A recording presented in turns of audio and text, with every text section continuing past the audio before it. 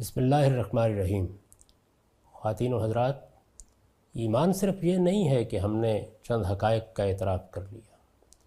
ہم جب یہ کہتے ہیں کہ ہمارا ایک پروردگار ہے اور ہم جب اس بات کا اعتراف کرتے ہیں کہ ایک دن ہمیں اس کے سامنے جواب دہ ہونا ہے، تو اس کے کچھ تقاضے ہیں۔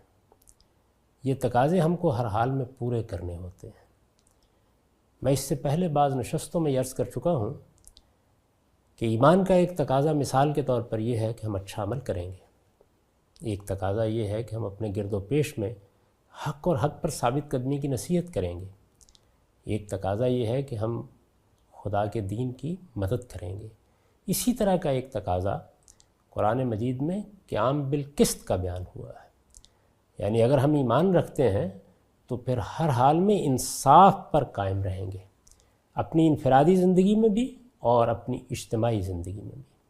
قرآن مجید نے سورہ نساء میں انفرادی زندگی سے متعلق یہ ہدایت کی ہے اور سورہ مائدہ میں اجتماعی زندگی سے متعلق، اور دونوں جگہ کم و بیش ایک ہی جیسے الفاظ میں یہ کہا ہے کہ ایمان رکھتے ہو تو ہر حال میں قائم بالقسط رہو۔ یہ سورہ نساء کی آیت 135 ہے۔ ارشاد فرمایا ہے، یا ایھا الذین آمنوا کونوا قوامین بالقسط شہداء للہ، ایمان والو انصاف پر قائم رہنے والے بن جاؤ۔ قوامین بالقسط، قیام بالقسط کی تعبیر اسی سے اخذ کی گئی ہے، انصاف پر قائم رہنے والے بن جاؤ۔ اور ذرا الفاظ پر غور فرمائیے، شہداء للہ، اللہ کے لیے اس کی گواہی دیتے ہوئے۔ یعنی انفرادی زندگی میں جو معاملات بھی پیش آتے ہیں، گھر میں، باہر، منڈی میں، بازار میں، جہاں جہاں یہ موقع پیدا ہو جاتا ہے کہ ہمیں کسی سچائی کا گواہ بننا ہے، یہ صرف عدالت ہی میں نہیں ہوتا، ہر جگہ روزمرہ زندگی میں اس کے موقع پیدا ہوتے رہتے ہیں۔ ہر جگہ جب ہم یہ گواہی دیتے ہیں، ہر مقام پر جب یہ گواہی دیتے ہیں، ہر موقع پر جب یہ گواہی دیتے ہیں، تو اصل میں ہم اللہ کے لیے یہ گواہی دیتے ہیں۔ یعنی سچائی کا علمبردار ہونا، اللہ کے لیے سچائی کا علمبردار ہونا ہے۔ اللہ خود قائم بالقسط ہے اور وہ اپنے بندوں سے بھی یہی پسند کرتا ہے کہ وہ انصاف پر قائم رہنے والے بنیں۔ فرمایا وَلَوْ عَلَىٰ أَنفُسِكُمْ، یعنی اس سے یہ اندازہ ہوگا کہ یہ مطالبہ کس درجے میں ہے، یہ تقاضا کس درجے میں ہے۔ ابتدا یہاں سے کی تھی کہ ایمان رکھتے ہو تو قائم بالقسط ہو جاؤ، انصاف پر قائم رہنے والے ہو جاؤ، اور اب یہ فرمایا وَلَوْ عَلَىٰ أَنفُسِكُمْ، خواہ یہ انصاف کی گواہی تمہیں اپنے خلاف دینی پڑے۔ یہ آسان کام نہیں ہوتا، اپنے خلاف دینی پڑے۔ یعنی کوئی کام خود کیا ہے اور موقع آ گیا ہے کہ اس کا اعتراف کرنا ہے، کسی کا حق ادا کرنے کے لیے ماننا ہے کہ یہ حق مجھی پر عائد ہوتا ہے، تو اپنے خلاف بھی گواہی دینی پڑے تو دو۔ اوی الوالدین، اپنے والدین کے خلاف بھی، اوی الاقربین، اپنے قریبی عزیزوں کے خلاف بھی۔ اپنی ذات، اپنے والدین، اپنے قریبی عزیز، یہی وہ رشتے اور تعلقات ہیں جس میں انسان کے پاؤں ڈگمگا جاتے ہیں۔ یہی وہ مواقع ہیں جو مذلہ قدم ثابت ہوتے ہیں۔ قرآن مجید نے ایک ایک کو الگ الگ گن کے بتایا ہے کہ یہ گواہی اپنے خلاف دینی پڑ جائے، اپنے والدین کے خلاف دینی پڑ جائے، اپنے اعزاء اقربا کے خلاف دینی پڑ جائے۔ اگر آپ غور کیجئے تو ہماری انفرادی زندگی میں اس کے مواقع ہر وقت پیش آتے رہتے ہیں، کبھی بیوی کے معاملے میں، کبھی بہنوں کے معاملے میں، کبھی بھائیوں کے معاملے میں، کبھی شوہر کے معاملے میں، کبھی والدین کے معاملے میں، کبھی اعزاء اقربا کے معاملے میں، کبھی باہر، کبھی منڈی میں، کبھی بازار، کبھی کہیں اور کبھی عدالت میں۔ غرض یہ کہ جہاں بھی اس کا موقع پیدا ہو جائے تو فرمایا کہ یہ مت دیکھو کہ یہ گواہی کس کے خلاف جا رہی ہے، یہ والدین کے خلاف پڑ رہی ہے یا اعزاء و اقربا کے خلاف ہے۔ ہر حال میں تم اگر ایمان رکھتے ہو تو تمہیں قائم بالقسط رہنا ہے، انصاف پر قائم رہنا ہے۔ ان یکن غنیا و فقیرا فاللہ اولیٰ بہما، امیر اور غریب کے امتیاز کے ساتھ نہیں، امیر ہو یا غریب، چھوٹا ہو یا بڑا، اللہ ہی سب سے زیادہ حق ہے۔ یعنی اس موقع کے اوپر یہ سامنے ہونا چاہیے کہ یہ اللہ کی گواہی ہے، اللہ کے لیے دی جا رہی ہے۔ یہ سچی بات اگر کہنے کا موقع آ گیا ہے تو اللہ کے لیے کہنے کا موقع آیا ہے، اس میں کسی کے امیر اور غریب ہونے کا لحاظ نہیں ہوگا۔ سچائی کا لحاظ ہوگا، قسط کا لحاظ ہوگا، انصاف کا لحاظ ہوگا، انصاف کی بات ہر حال میں کہی جائے گی۔ ارشاد فرمایا فَلَا تَتَّبِعُوا الْهَوَىٰ أَن تَعْدِلُوا، اپنی خواہشات کی پیروی نہ کرو کہ عدل سے ہٹ جاؤ۔ انصاف سے ہٹانے اور عدل سے ہٹانے والی چیز کیا ہے؟ خواہشات۔ پہلے مثبت طور پر ہدایت فرمائی، پھر منفی اسلوب میں اسی کی تاکید کی، فَلَا تَتَّبِعُوا الْهَوَىٰ أَن تَعْدِلُوا، چنانچہ اپنی خواہشات کی پیروی نہ کرو کہ راہ انصاف سے ہٹ جاؤ۔ وَإِن تَلْوُوا أَوْ تُعْرِضُوا فَإِنَّ اللَّهَ كَانَ بِمَا تَعْمَلُونَ خَبِيرًا، پھر اگر ٹیڑھا راستہ اختیار کرو گے اور اعراض کرو گے، سچائی سے انحراف کرو گے، گریز و فرار کے راستے ڈھونڈو گے، تو یاد رکھو اس کا نتیجہ بھگتنا پڑے گا۔ کیوں؟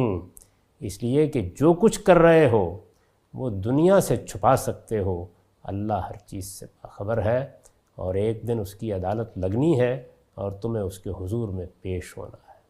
اسی چیز کو سورہ مائدہ میں اجتماعی زندگی سے متعلق بیان کیا ہے۔ عام طور پر ایسا ہوتا ہے کہ انفرادی معاملات میں تو ہم سب اس کو قبول کر لیتے ہیں، ٹھیک ہے، ہمیں حق کی گواہی دینی چاہیے، اپنے تمام معاملات میں دینی چاہیے، منڈی، کاروبار، معیشت، معاشرت سب جگہ دینی چاہیے، سیاست، تمدن ہر معاملے میں دینی چاہیے، عدالت میں پیش ہونا چاہیے تو تب بھی وہاں بھی دینی چاہیے۔ عام طور پر اس چیز کو ہم قبول کر لیتے ہیں، عمل کتنا کرتے ہیں وہ ایک الگ چیز ہے، لیکن اس کو قبول کر لیتے ہیں۔ تاہم جب دوسری قوموں کا معاملہ ہو تو پھر اس کے لیے ایک تعبیر اختیار کی جاتی ہے کہ اب قومی مفاد کا تقاضا ہے کہ ہم جھوٹ بول دیں، ہم سچائی کو چھپا لیں، ہم سچی بات نہ کہیں، ایسا بالعموم ہوتا ہے۔ اور دنیا کی مہذب ترین اقوام میں بھی یہ دوہرا پن روا رکھا جاتا ہے۔ قرآن مجید نے پوری شدت کے ساتھ اس پر تنبیہ کی ہے، اور دیکھیے کس اسلوب میں کی ہے۔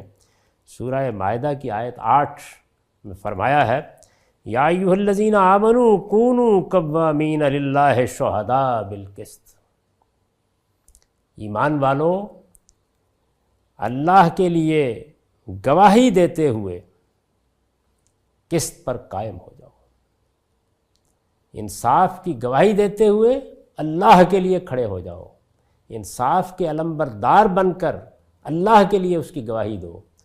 یہی اسلوب انفرادی زندگی سے متعلق سورہ نساء میں اختیار کیا ہے۔ الفاظ میں معمولی تبدیلی ہے، یعنی گواہی اللہ کے لیے دینی ہے، انصاف اللہ کے لیے کرنا ہے، اور یہ ایمان کا تقاضا ہے۔ یا ایھا الذین آمنوا کونوا قوامین للہ شہداء بالقسط، ایمان والو اللہ کے لیے کھڑے ہو جاؤ سچائی کی گواہی دیتے ہوئے، سچائی کے گواہ بن کر کھڑے ہو جاؤ، انصاف کے گواہ بن کر کھڑے ہو جاؤ۔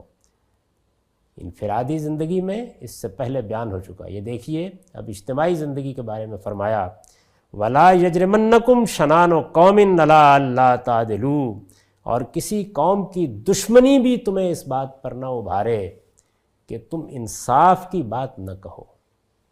وَلَا يَجْرِمَنَّكُمْ شَنَانُ قَوْمٍ عَلَىٰ أَلَّا تَعْدِلُوا، یعنی دوست اقوام تو دوست اقوام، کسی دشمن قوم کے بارے میں بھی اگر یہ موقع آ جائے کہ تمہیں سچائی کی بات کہنی ہے تو سچائی ہی کی بات کہو، اس کے لیے کوئی عذر نہیں پیش کیا جا سکتا۔ اگر معاہدہ کیا ہے تو بتاؤ کیا ہے، اگر اقدام کیا ہے تو سچائی کے ساتھ لوگوں کے سامنے حقیقت کھول دو، اس لیے کہ اس کائنات کا پروردگار جس پر تم ایمان لائے ہو، جس کی ہدایت کو تم نے قبول کیا ہے، وہ تمہیں اس بات کا پابند کرتا ہے کہ کسی قوم کی دشمنی بھی تمہیں اس بات پر آمادہ نہ کرے کہ تم قائم بالقسط نہ رہو، تم انصاف سے ہٹ جاؤ، تم کجی اختیار کر لو، تم سچی بات کو چھپا لو۔ فرمایا اعدلوا هو اقرب للتقویٰ، ہر حال میں انصاف کرو، انصاف کرو، انصاف کی بات کہو۔ یہ کوئی آسان کام نہیں ہے، بے شمار چیزیں ہیں جن کے بارے میں انسان عذر تراش لیتا ہے۔ بڑے بڑے سیاستدان، دانشور، رہنما، وہ بھی اس بات کا شکار ہو جاتے ہیں کہ ہم جھوٹ بولیں گے، ہم حقائق کو چھپائیں گے تو یہ ہمارے قومی مفاد میں ہوگا۔ قرآن مجید نے ہم کو یہ تعلیم دی ہے کہ مسلمانوں کا انفرادی اور اجتماعی مفاد اسی میں ہے کہ وہ انصاف کے گواہ بن کر رہے، انفرادی زندگی میں بھی انصاف کے گواہ بن کر رہے اور اجتماعی زندگی میں بھی انصاف کے گواہ بن کر رہے۔ ان کی خارجہ پالیسی کی بنیاد سچ اور صرف سچ ہونا چاہیے۔ انہیں اپنے ساتھ بھی سچ بولنا چاہیے، اپنی قوم کے ساتھ بھی سچ بولنا چاہیے اور دنیا کے ساتھ بھی سچ بولنا چاہیے۔ جب وہ جھوٹ بولیں گے، جب وہ لوگوں کو دھوکہ دیں گے، تو یہ ہو سکتا ہے کہ 2 دن 4 دن وہ یہ معاملہ چلا لے جائیں، لیکن قوموں کی برادری میں ان کی عزت ختم ہو جائے گی۔ اور سب سے بڑی بات یہ کہ جس خدا پر وہ ایمان لائے ہیں اور جس کی بارگاہ میں ان کو پیش ہونا ہے، اس کو یہ چیز کسی حال میں بھی قبول نہیں ہے۔ انہیں اس پر ایمان رکھنا ہے تو اس کے اس تقاضے کو بھی سمجھنا ہے کہ وہ قائم بالقسط ہو کر رہیں گے۔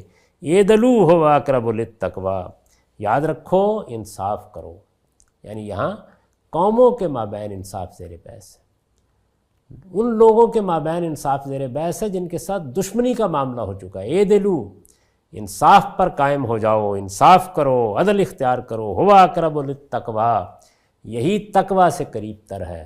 اور اللہ کی دعوت اور اللہ کا پیغام کیا ہے؟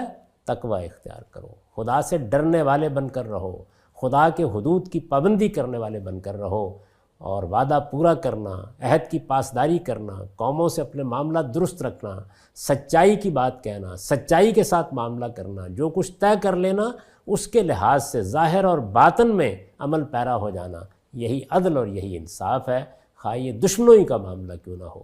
اور فرمایا اس کو اختیار کرو، یہی تقوی سے قریب ہے۔